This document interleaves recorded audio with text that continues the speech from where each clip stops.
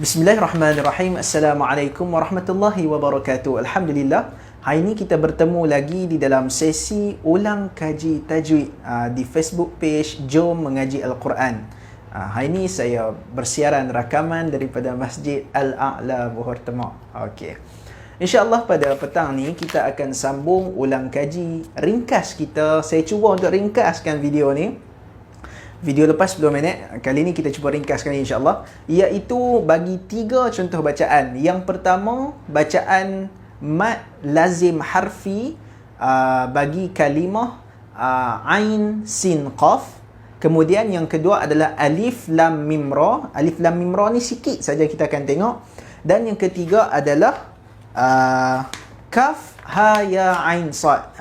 Ni huruf-huruf yang banyak kita temui di awal surah dalam Al-Quran. Okey. Yang pertama kita akan tengok terlebih dahulu contoh bagi bacaan huruf di awal surah, iaitu kertas saya pun dah berlipat. Ain sin qaf. Ain sin qaf. Sebelum saya nak hurai secara detail, saya akan perdengarkan kepada tuan-tuan cara bacaan yang betul, iaitu Ain sin qaf. Itu adalah kaedah bacaan yang betul. Yang mana Ain perlu dipanjang dengan 6 harakat, perlu dibaca panjang dengan harakat. Sin pun perlu dibaca panjang dengan 6 harakat, dan qaf juga perlu dibaca panjang dengan 6 harakat. Seperti saya dah jelaskan sebelum ni, huruf-huruf yang bertanda mad panjang di atas ni ataupun tanda misai panjang atas tu, dia perlu dibaca dengan 6 harakat sebab dia tergolong dalam huruf mad lazim harfi, yang mana huruf mad lazim harfi terkumpul dalam rangkai kata naqasa asalukum. Kalau kita tak hafal rangkai kata tu, tak penting. Yang penting kita tengok tanda mad panjang di atasnya. Persoalannya, dalam contoh Ain sin qaf ni, dia terdapatnya hukum mad lazim harfi mukhaffaf. Seperti mana yang saya jelaskan sebelum ini, iaitu sekiranya adanya idgham diberi nama mad lazim harfi muthaqqal. Tetapi dalam bacaan hari ini, dalam ulang kaji hari ini, iaitu Ain sin qaf, dia tiada idgham. Jadi dia tidak dinamakan mad lazim harfi muthaqqal. Dia dinamakan sebagai mad lazim harfi mukhaffaf. Dan dalam mad lazim harfi mukhaffaf ni, dia tak ada, bila mana dia tak ada idgham, dia adanya ikhfa dalam ni. Ikhfa tu apa? Ikhfa tu adalah menyembunyikan sebutan. Menyembunyikan sebutan. Dan ikhfa ni juga perlu dibaca dengan dengung 2 harakat. Okey. Seperti biasa, bila mana kita jumpa huruf macam ni, step pertama yang kita perlu buat adalah kita perlu eja. Kita eja huruf-huruf ni. Sebagai contoh, Ain. Ain, kita eja Ain.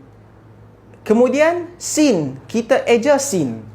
Kita eja Sin. Ain, Ain ya nun. Sin, Sin ya nun. Okey. Bila kita tengok dekat ejaan Ain dengan Sin, adanya nun mati bertemu dengan Sin. Nun mati bertemu dengan sin. Kita ingat balik topik yang kita belajar pada hukum nun mati dan juga tanwin, iaitu bila mana nun mati bertemu dengan 15 huruf, maka hukum tu dinamakan dengan ikhfa haqiqi. Dan huruf sin ni, sin juga termasuk salah satu daripada huruf ikhfa haqiqi. Cuma kaedah kita nak mendengungkan, kita nak dengungkan ikhfa kat sini, dia tak bunyi terlalu tebal. Sebab apa? Sebab makhraj nun dekat mana? Dekat sini. An. Makhraj sin kat mana? As. As dekat sini juga. Jadi makhraj dia tak jauh, dan ikhfa dia bunyi nipih. Ikhfa dia bunyi nipih. Dia akan bunyi macam mana? Ain si. Nampak? Ain. Ikhfa dia kat sini je. Dia tak bunyi tebal. Tapi Dekat sin qaf. Dekat sin qaf ni kita akan nampak perbezaan kaedah ikhfa dia. Sebab apa? Sebab kita akan tengok. Okey. Seperti biasa kita eja sin, kita eja qaf. Sin ejaannya sin ya nun. Qaf ejaannya qaf alif fa. Okey. Kita tengok dekat ejaan sin dengan qaf, adanya nun mati bertemu dengan qaf. Nun mati bertemu dengan qaf juga termasuk dalam hukum ikhfa hakiki yang saya sebutkan sebentar tadi. Cuma berbezanya pada kaedah kita nak mendengungkan pada sin dengan qaf ni. Okey, saya akan baca. Okey, nah. Dengar kat sini, nah. Sin qaf. Okey, kalau kata kita baca penuh. Bila mana kita baca penuh, tuan-tuan akan dengar perbezaan ikhfa dekat sini dengan ikhfa dekat sini. Saya baca, nah. Ain, tak cukup 6. Ain sin qaf. Nampak perbezaan ikhfa dekat situ. Okey, sekarang kita dah jelas kaedah ikhfa dia. Dan sebab apa ikhfa dekat sin dengan qaf ni dia bunyi tebal? Sebab apa? Daripada nun, makhraj nun dekat sini kan, nak pi ke qaf, qaf dekat sini aqa. Daripada nun nak pi ke qaf, dia jarak dia jauh. Sebab tu dia bunyi ikhfa dia sin qaf, sin qaf. Nampak dia bunyi tebal ikhfa dia tu. Okey. Kemudian seperti biasa, macam saya jelaskan sebelum ni, bila mana kita eja, yang kita perlu sebut terlebih dahulu adalah ai. Kita kena sebut ai. Ai tu ada yang perlu dibaca dengan 6 harakat. Jadi bunyi dia ai. Ain ya. Ain. Dah cukup 6 barulah kita pergi ke ikhfa dia. Si bagi cukup 6. Si juga bagi cukup 6. Dah cukup 6 barulah qaf. Lebih kurang macam contoh hari tu saja. Okey, kemudian contoh yang kedua yang saya nak bawakan hari ini adalah alif lam mim ra. Tapi alif lam mim saya tak mahu sentuh sebab hari tu saya dah sentuh kat video sebelum ni. Cuma dekat mim dengan ra. Dekat mim dengan ra ni dia jadi juga mak lazim harfi mukhaffaf, iaitu tiada idgham dekat situ. Sebab apa? Sebab ra ni dia bukannya huruf mak lazim harfi. Dia huruf mak asli harfi. Dia hanya perlu dibaca 2 harakat. Okey. Dan senang nak camnya, dia tak ada tanda panjang lah kat sini kan. Jadi kita eja mim. Macam biasa, kita eja mim. Kita eja mim. Mim ya mim. Ra, kita eja ra. Ra alif. Okey, dalam ejaan mim dengan ra, tengok adanya hukum mim mati bertemu dengan ra. Kita ingat kembali pelajaran hukum mim mati kita sebelum ni. Apabila mim mati bertemu dengan ra, hukumnya adalah izhar syafawi. Izhar syafawi tiada dengung. Tiada dengung dan dia dibaca secara jelas. Jadi dekat mim ra ni kita hanya baca dengan dia macam ni saja. Alif lam mi ni cukup kat 6. Mim ra. Nampak? Mim ra.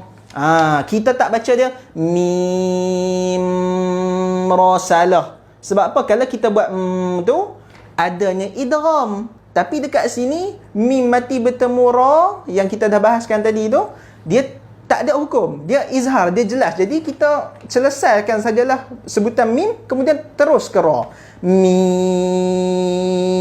ra. Macam tu. Oh, video kita nak dekat 10 minit dah. Tak apa, kita pergi ke contoh yang terakhir, iaitu contoh kaf ha ya ain sad. Okey. Kaf. Kita seperti biasa, step pertama Step pertama kita eja dahulu. Kaf. Kita eja kaf. Kemudian ha. Kita eja sekali lah. Okey, kita eja kaf. Kaf, alif, fa. Ha, alif. Dan dekat sini tak ada berlaku hukum apa lah. Fa bertemu ha. Mana ada hukum dan tajwid hukum fa? Tak ada hukum. Jadi tak ada hukum. Jadi kaf ni dah tak ada hukum. Dia hanya dibaca dengan mat lazim biasalah. Dia dibaca dengan 6 harakat sajalah. Tapi dia tak adanya idgham. Dia tak ada juga ikhfa kat situ. Dia hanya dibaca 6. Jadi kita baca kaf. 6 harakat. Okey. Ha dengan ya. Ha dengan ya tergolong dalam huruf mat asli harfi. Macam saya kata, mat asli harfi kita tak payah susah-susah nak hafal huruf dia. Ha, ya, tahara. Tak perlu. Kita tengok saja. Dah dia tak ada tanda mat panjang macam ni. Huruf lain ada mat panjang. Dia tak ada mat panjang. Jadi, kita baca dengan 2 harakat. Kaf, ha, ya. Ha, ya. Okey. Kemudian kita nak tengok pula dekat ain dengan sad. Dekat ain sad ni dia akan ada ikhfa. Dia akan ada ikhfa. Okey. Seperti biasa, step yang pertama kita eja dahulu. Kita eja ain, ya nun, kita eja sad, alif dal. Okey, kita tengok dalam ejaan ni ada hukum tajwid tak? Ada. Nun mati bertemu dengan sad. Juga termasuk dalam hukum ikhfa hakiki yang kita telah belajar pada hukum nun mati dan tanwin sebelum ni. Jadi, dia bunyi macam mana kat sini? Kaf, ha, ya, ain. Sebut ain dulu. Sebut mana ya? Sebut ain dulu. Lengkapkan dulu bunyi ain ni 6 harakat. Kaf, ha, ya, ain. Ain dulu. Ain, sad. Cuma dekat nun mati bertemu sad ni dia punya ikhfa dia daripada bunyi nun an nak ke makhraj sad as dia duduk tengah-tengah dalam rongga ni as. Jadi dia punya ikhfa dia ain sad dia tak ikhfa, dia tak bunyi nipis sangat. Dia taklah bunyi ain sad. Salah. Dia kena bunyi tebal. Ain sad. Nampak? Bila kita buat tebal, kita akan dapati nun nak ke sad tu dia jadi macam tak jauh bunyi dia. Sebab itulah ikhfa dia kena bunyi tebal kat situ. Dia tak boleh bunyi nipis. Jadi kita baca semula. Saya tengok dekat ejaan ni lah. Kalau kaf, ni cuma saya lupa nak buat pecahan 6 ni kan. Tapi tak apalah, tuan-tuan nampak lah kan. Ada tanda ni. Kaf,